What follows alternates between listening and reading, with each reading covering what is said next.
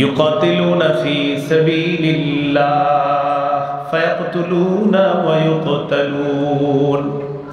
তারা আল্লাহর রাস্তায় লড়াই করবে, কাফেরদেরকে হত্যা করবে, তাদেরকে শহীদ করা হবে। এটা হলো জিহাদের ময়দান। আর এই জিহাদের ময়দান হলো বাজার। এই বাজারের দ্রব্য হলো জানমাল, এই দ্রব্যের মূল্য হলো জান্নাত, এই দ্রব্যের বিক্রেতা হলো মুমিনগণ, এই দ্রব্যের ক্রেতা হলেন আল্লাহ। তো জিহাদের নিয়ত আসেনি সবার? না থাকলে মুনাফিকি মৃত্যু হবে। সহিহ মুসলিমের বর্ণনা 1910 নম্বর হাদিস। قال رسول الله صلى الله عليه وسلم من مات ولم يغزو ولم يحدث به نفسه مات على شعبة من النفاق। কোন ব্যক্তি মারা গেল, জিহাদ করলো না অথবা জিহাদের সংকল্প রাখলো না, সে মুনাফিকি মৃত্যুবরণ করলো। আবু দাউদের হাদিস 2504 নম্বর হাদিস, 2504। قال رسول الله صلى الله عليه وسلم جاهدوا المشركين بأموالكم وأنفسكم وألسنتكم। রাসূলুল্লাহ সাল্লাল্লাহু আলাইহি সাল্লাম বলেন, তোমরা মুশরিকদের বিরুদ্ধে লড়াই করো তোমাদের সম্পদ দিয়ে, তোমাদের জান দিয়ে, তোমাদের জবান দিয়ে। আমাদের দেশে 90 ভাগের বেশি মুসলমান। কিছু মুশরিকদের ভাবসাব এমন আমাদের দেশে, যেন তারা আমাদের উপর আধিপত্য বিস্তার করতে চায়, ভাবসাবে এমনটা বোঝায়। কিন্তু মুসলমান ইতিমধ্যে জানান দিয়েছে যে ইসলামের প্রশ্নে, মুসলমান প্রশ্নে অন্য ধরনের যারা আছে, যারা মুশরিক আর যারা আমাদের উপর আধিপত্য বিস্তার করতে চায় আর তাদেরকে সহযোগিতা করে মুসলমান রূপী কিছু মুনাফিক মার্কা শয়তান, তাদের বিরুদ্ধে আমাদের দেশের সবাই। তো এই জন্য তাদের বিরুদ্ধে সম্পদ দিয়ে, জান দিয়ে, জবান দিয়ে লড়াই করতে হবে। জান দিয়ে জিহাদ কখন করবেন? আমাদের দেশের বিজ্ঞ মুফতি সাহেবরা ফতোয়া দিবে, তখন জান দিয়ে লড়াই করতে হবে, এই নিয়ত রাখতে হবে। আল্লাহ তৌফিক দান করেন।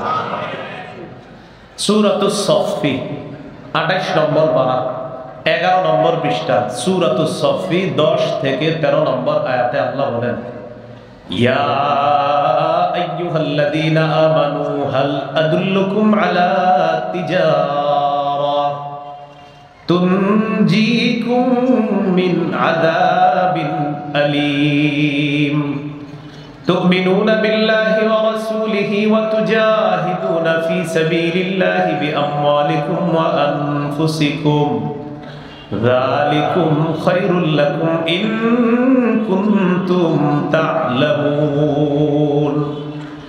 আল্লাহ তাআলা বলেন, আমি কি তোমাদেরকে এমন একটা ব্যবসার কথা বলবো যে ব্যবসা তোমাদেরকে যন্ত্রণাদায়ক আযাব থেকে রক্ষা করবে? সেই ব্যবসা হলো তোমরা আল্লাহকে বিশ্বাস করবা, রাসূলকে বিশ্বাস করবা, জানমাল নিয়ে আল্লাহর রাস্তায় লড়াই করবা। এটাই তোমাদের জন্য কল্যাণ যদি তোমরা জানতে। ইয়াগফির লাকুম যুনুবাকুম, এটার উপকার হলো আল্লাহ তোমাদের আগের সবগুলো গুনাহ মাফ করে দিবেন। ওয়া ইউদখিলকুম জান্নাতিন তাজরি মিন তাহতিহাল আনহার, তোমাদেরকে তিনি এমন বাসস্থানে প্রবেশ করাবেন, এমন বাগানে প্রবেশ করাবেন, যেই বাগান সমূহের তলদেশ দিয়ে নহর সমূহ প্রবাহিত হবে। ওয়া মাসাকিনা তাইয়িবাতান ফি জান্নাতি আদ, চিরস্থায়ী বসবাসের জান্নাতে তোমাদেরকে মনোভূত বাসস্থান আল্লাহ দান করবেন। যালিকাল ফাউজুল আযীম, আল্লাহ তাআলা বলেন এটাই মহান সফলতা। এরপর আল্লাহ বলেন, ওয়া উখরা তুহিব্বুনাহা, তোমাদের মনোভূত আরো অনেক নিয়ামত আল্লাহ তোমাদেরকে দান করবেন, যেমন নাসরুম মিনাল্লাহ ওয়া ফাতহুন করিব, আল্লাহর পক্ষ থেকে দুনিয়াতে সাহায্য আসবে এবং আসন্ন বিজয়, নিকটতম বিজয় আল্লাহ তোমাদেরকে দান করবেন।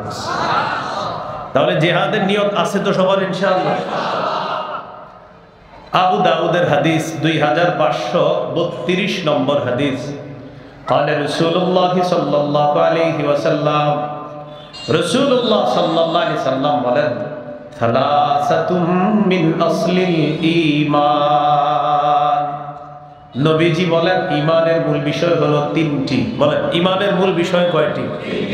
এক নম্বর আল কাফু আম্মান ক্বালা লা ইলাহা ইল্লাল্লাহ।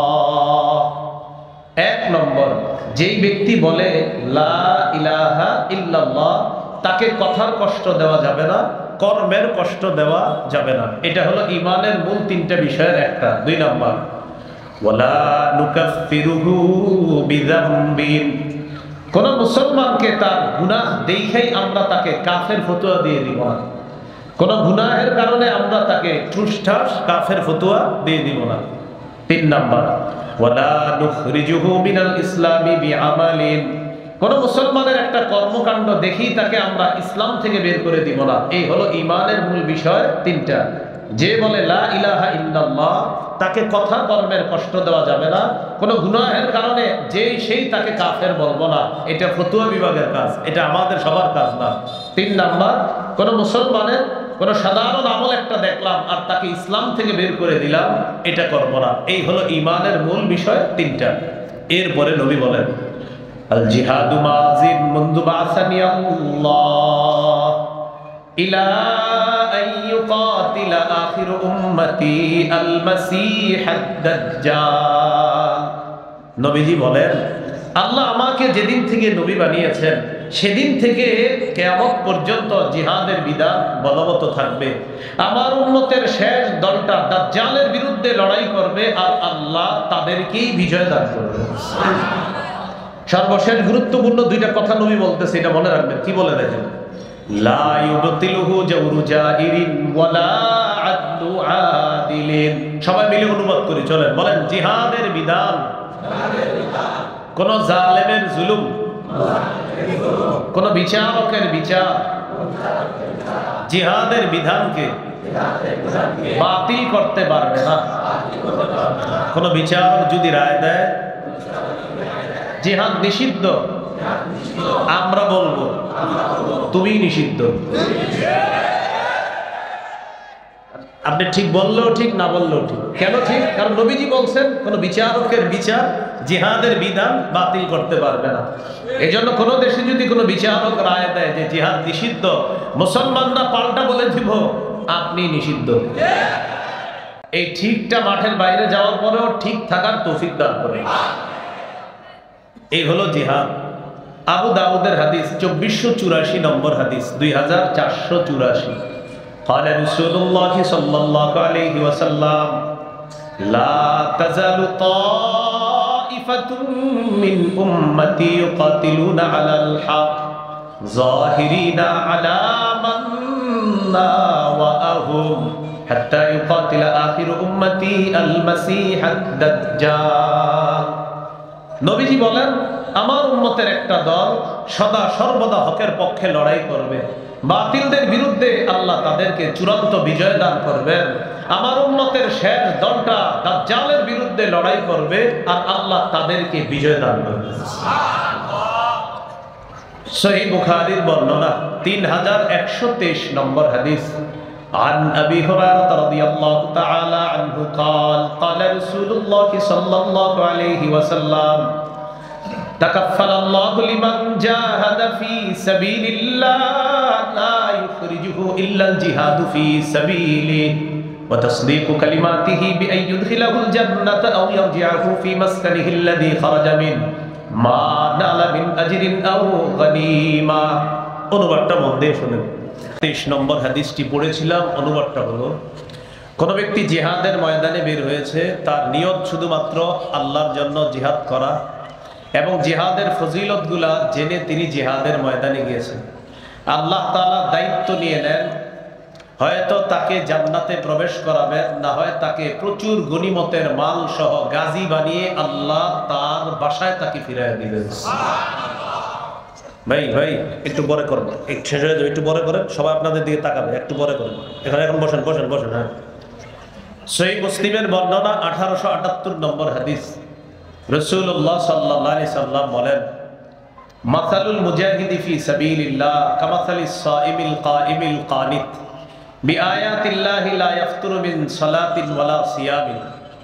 এক ব্যক্তি রোজা রাখছে, নামাজে দাঁড়াইছে, তেলাওয়াত করতেছে। তিনি রোজা, নামাজ আর তেলাওয়াতে ক্লান্ত হয় না।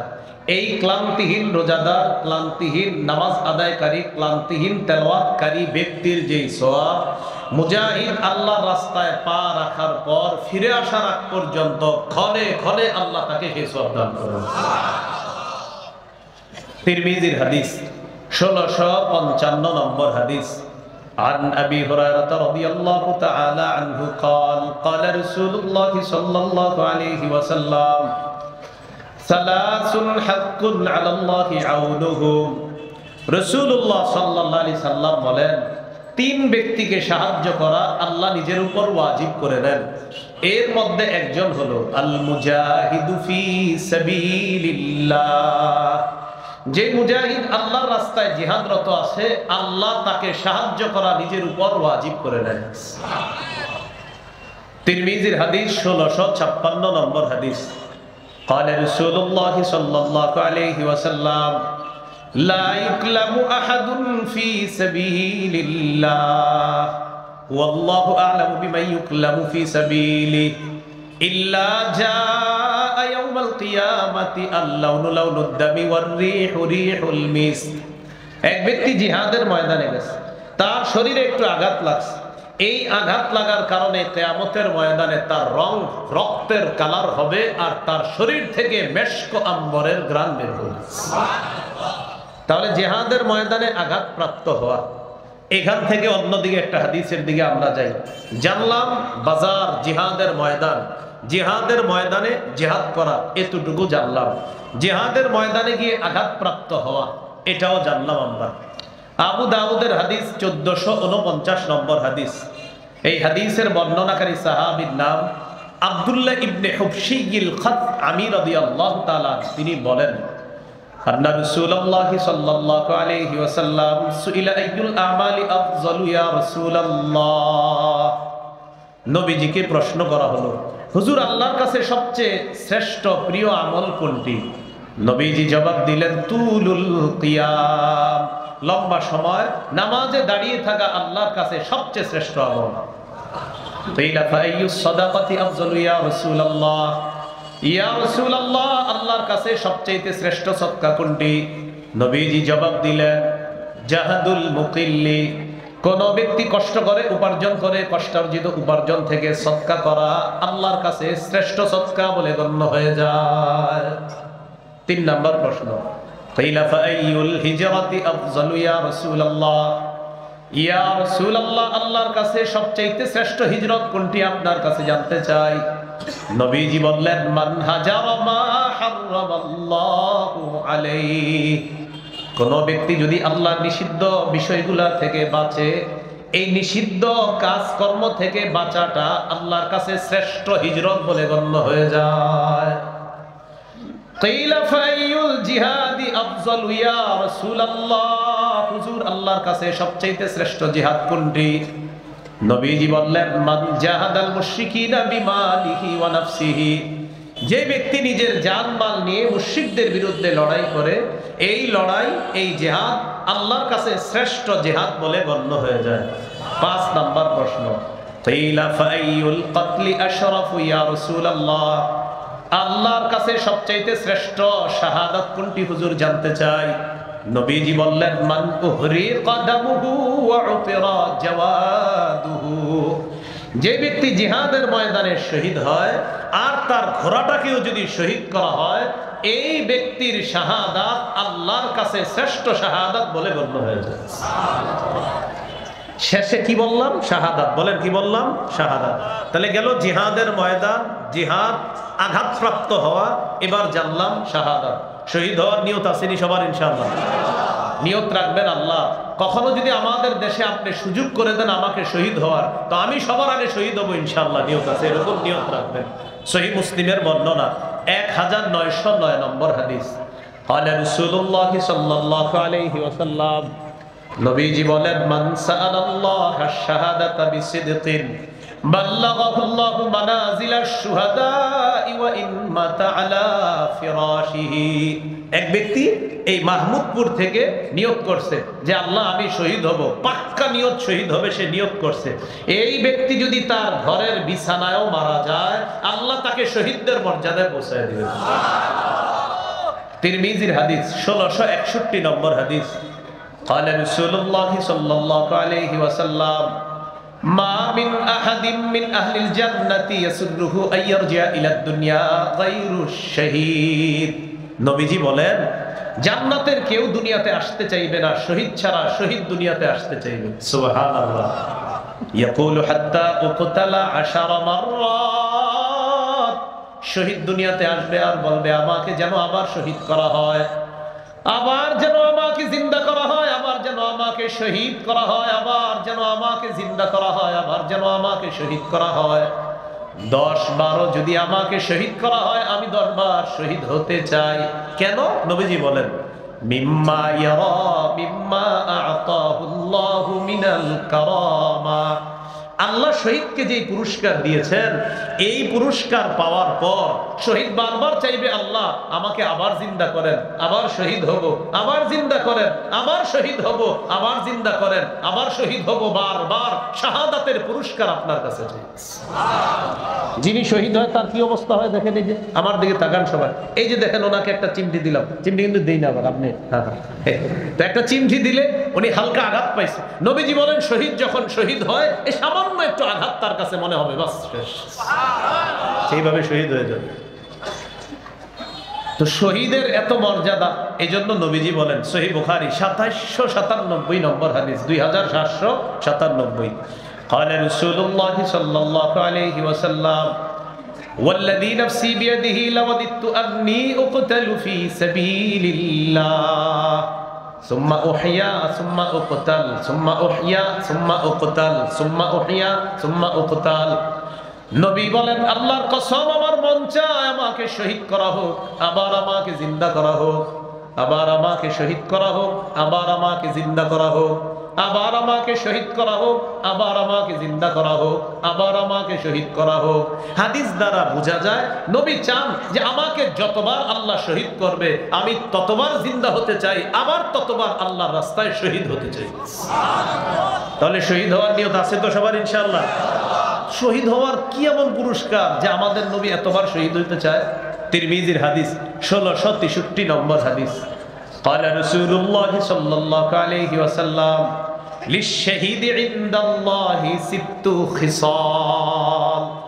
আল্লাহর কাছে শহীদের স্পেশাল 6টা পুরস্কার, 6টা মর্যাদা। প্রিয় ভাইরা, আল্লাহর কাছে শহীদের স্পেশাল কয়টা মর্যাদা? 1 নম্বর দেখেন, يغفر له في أول دفعة ويرى مقعده من الجنة। 1 নম্বর, শহীদের শরীরের রক্তের প্রথম ফোঁটাটা পরে অন্য দিক দিয়ে তার সব গুনাহ মাফ, ওই মুহূর্তে জান্নাতে তার আসনটা তাকে দেখানো হয়।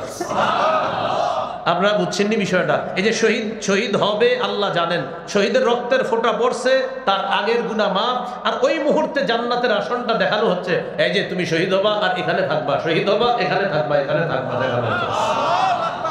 1 নম্বর। 2 নম্বর, ওয়ায়ুজারু মিন আযাবিল কবরি। কবরের আযাব থেকে শহীদকে নিরাপত্তা দেওয়া হবে। 3 নম্বর, ওয়ায়ামানু মিনাল ফাজাইল আকবার। কিয়ামতের ময়দানের বিভীষিকাময় মুহূর্ত, জাহান্নামের আযাব থেকে শহীদ নিরাপত্তা লাভ করবে। 4 নম্বর, ওয়ায়ুদাউ আলা রাসিহি তাজুল ওয়াখারিল ইয়াকুতাতু মিনহা খায়রুম মিনাদ দুনিয়া ওয়া মা ফিহা। শহীদের মাথায় জান্নাতের মরমর খচিত, এই পাথর খচিত মুকুট শহীদের মাথায় পরিয়ে দেওয়া হবে, যেই পাথরের মূল্য দুনিয়াতে যা কিছু আছে এর চাইতে আরো বেশি। 5 নাম্বার। 5 নাম্বারটা বলবো? সবাই একটু জোরে বলেন, বলবো? একটা হাসি দিয়ে জোরে বলেন, বলবো? ويزوج 72 زوجة من الحور العين। 72 জন হুরকে শহীদের কাছে বিয়ে দেওয়া হবে। কয়জন? 6 নাম্বার, ويشفع في 70 من أقاربه। শহীদের নিকট আত্মীয়দের মধ্যে কমপক্ষে 70 জনের ব্যাপারে তার সুপারিশ গ্রহণ করা হবে। এই জন্য শহীদ হওয়ার তামান্না সবাই রাখতে হবে, বলেন ইনশাআল্লাহ। তাহলে জিহাদের ময়দান গেল, জিহাদ গেল, জিহাদের ময়দানে আঘাতপ্রাপ্ত হওয়া গেল, জিহাদের ময়দানে শহীদ হওয়া গেল। 5 নাম্বার, জিহাদের ময়দানে জিহাদ করার জন্য একজন আমির প্রয়োজন। কি প্রয়োজন? এই আমির আল্লাহর কাছে চাইতে হবে, বলেন আল্লাহ। এমন একজন শাসক আমাদেরকে দেন, যেই শাসক দেশ পরিচালনা করবে, পাশাপাশি জিহাদেরও নেতৃত্ব দিবে। এমন একজন শাসক আল্লাহর কাছে চাইতে হবে। সূরা হজের 41 নম্বর আয়াতে আল্লাহ বলেন, আল্লাযীনা ইম্মাক্কান্নাহুম ফিল আরদি আকামুস সালাতা ওয়া আতাউয যাকাতা ওয়া আমারু বিল মা'রুফি ওয়া নাহাউ আনিল মুনকার। আল্লাহ বলেন, যাদেরকে আমি দুনিয়ার রাষ্ট্র ক্ষমতায় বসাই তাদের মৌলিক কাজ হবে 4টা। 1 নাম্বার, রাষ্ট্রীয়ভাবে নামাজ কায়েম করবে। 2 নাম্বার, রাষ্ট্রীয়ভাবে যাকাত চালু করবে। 3 নাম্বার, রাষ্ট্রীয়ভাবে সৎ কাজের আদেশ করবে। 4 নাম্বার, অসৎ কাজ থেকে নিষেধ করবে। আমাদের এমন ভাগ্য, যাদেরকে বসাই তাদের মধ্যে এই 4টা নাই। এই জন্য আর ভুল করা যাবে না। এবার যদি ভুল করেন, আগামী 50 বছরে চান্স আর পাওয়া যাবে না। কম বয়সী মানুষ হিসাবে বললাম, আমার কাছে এমনটাই মনে হচ্ছে। দ্বিতীয় আরেকটা দোয়া করবেন, বলেন আল্লাহ, এ দেশে শরিয়া আইন চালু করতে চাই, আপনি তৌফিক দান করেন। বলেন, শরিয়া আইন চায় না তারা কোনো না কোনো অপরাধে, অপরাধী যারা। চোর শরিয়া আইন চাইবে না, হাত কাটা যাবে। ধর্ষক শরিয়া আইন চাইবে না, পাথর মেরে হত্যা করা হবে অথবা তাকে বেত্রাঘাত করা হবে। কোন চোর বাটপার শরিয়া আইন চাইবে না, কারণ যত চুরি, বাটপারি, বদমাশি এগুলার পথে বাধা একমাত্র শরিয়া আইন। এজন্য শরিয়া আইন চাইতে হবে। 3 নাম্বার দোয়া করবেন, বলেন আল্লাহ, কিয়ামতের আগে আমাদের দেশে আর কোন নারী শাসক দেখতে চাই না।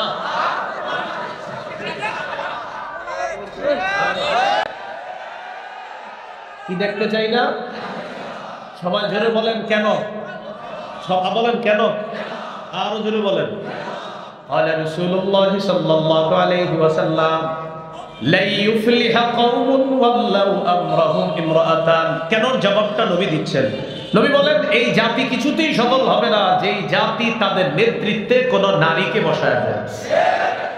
এজন্য আমার আপনার বুঝে আসুক না আসুক, আবার যদি প্রধান কোন নারীকে বসাই, আমাদের ভাগ্য কখনো পরিবর্তন হবে না। আমার আপনার বুঝে আসুক না আসুক, আমার নবীর কথাই সত্য, এটাই চূড়ান্ত সত্য। এই 3টা দোয়া করবেন। একজন শাসক চাই 4 গুণওয়ালা, শরিয়া আইন চাই, আর নারী শাসক কখনো চাই না। তো এমন শাসক, যে শাসক আমাদেরকে নেতৃত্ব দিবে, আবার জিহাদের ময়দানেও তিনি আমির হবেন। তো এই আমির কেমন আমির হবে? সূরা নিসার 59 নম্বর আয়াতে আল্লাহ বলেন, আতিউল্লাহ, আল্লাহর আনুগত্য করো, ওয়া আতিউর রাসূলা, রাসূলের আনুগত্য করো। 3 নাম্বার, ওয়া উলিল আমরি মিনকুম, শাসকের আনুগত্য করো, আমিরের আনুগত্য করো। একটু বলেন, বলেন আল্লাহর আনুগত্য নিঃশর্তভাবে করতে হবে। রাসূলের আনুগত্য আল্লাহর হুকুমে নিঃশর্তভাবে করতে হবে। শাসকের আনুগত্য, আমিরের আনুগত্য নিঃশর্তভাবে করা যাবে না। সহিহ বুখারীর 4340 নম্বর হাদিসটি মন দিয়ে শুনেন, আরো 10 জনকে জানায়া দিবেন।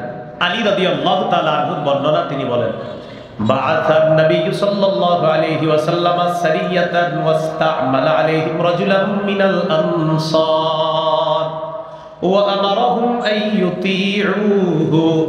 নবীজি একটা বাহিনীকে জিহাদের ময়দানে পাঠাইলেন, তাদের একজন আমির বানায়া দিলেন, আর বললেন আমির যা বলবে সব শুনবা। তো আমির সাহেব তাদেরকে নিয়ে বের হয়েছে। এবার আমির সাহেব তাদেরকে বললেন, আলাইসা ক্বাদ আমারাকুম রাসূলুল্লাহ সাল্লাল্লাহু আলাইহি ওয়াসাল্লাম আন তুতিউনি। আমির সাহেবের রাগ উঠছে। রাগ ওঠার পর আমির সাহেব তার অনুসারীদেরকে বললেন, আচ্ছা নবী কি বলে নাই আমি যা বলবো সব শুনবা? সবাই বললেন, হ্যাঁ নবী বলছে এটা। তাহলে শোনো, এখন আমি যা বলবো সব শুনবা। ইজমাউলি হাতাবা, লাকড়ি সংগ্রহ করো। ফাজাবাউলা, তারা লাকড়ি সংগ্রহ করে নিয়ে আসছে। আনার পর আমির সাহেব বললেন, আউকিদুহা নারা, লাকড়িতে আগুন লাগায় দাও। ফাওকাদুহা নারা, তারা লাকড়িতে আগুন লাগায় দিয়েছে। আবার বলছি, আমির সাহেবের কথা মানতে বলছে নবী, আমিরের রাগ উঠছে, আমির বললেন লাকড়ি আনো, আনছে, আনার পর বললেন আগুন লাগাও, লাগিয়েছে। এবার আগুন লাগানোর পর আমির সাহেব বললেন উদখুলুহা, সবাই আগুনে ঝাঁপ দাও। কোথায় ঝাঁপ দাও বলেন, সবাই কোথায় ঝাঁপ দাও বলছে? এটা কোনো কল্প কাহিনী না। সহিহ বুখারী 4340 নম্বর হাদিস, মোট হাদিস সংখ্যা 7563টা। পকেটে উস্তাদ থাকলে ওটার সাথে মিলে যাবে। তো রাসূলুল্লাহ সাল্লাল্লাহু আলাইহি সাল্লামের ওই নিযুক্ত আমির, উনি আগুন জ্বালাইতে বললেন, আগুন জ্বালাইছে, জ্বালানোর পর বললেন আগুনে ঝাঁপ দাও। এবার সবাই রেডি হয়ে গেছে আগুনে ঝাঁপ দিবে। মন দেন, খুব মন দেন, গুরুত্বপূর্ণ আজকের আলোচনা এটাই। ফাহামু, তারা সবাই মানসিকভাবে প্রস্তুত, আগুনে ঝাঁপ দিবে। ইতিমধ্যে ইউমসিকু বাদু বাদু, একজন আরেকজন এরকম করে আসলে ঝাঁপ দিব, আসলে ঝাঁপ দিব, একজন আরেকজনে বলতেছে। তাই কেন? ফারাবনা মিনান নার ইলা রাসূলিল্লাহ সাল্লাল্লাহু আলাইহি ওয়াসাল্লাম। আরে আগুন থেকে বাঁচার জন্যই তো নবীর কাছে আসছে, নবীর হাতে হাত রেখে মুসলমান হলাম আগুন থেকে বাঁচার জন্য।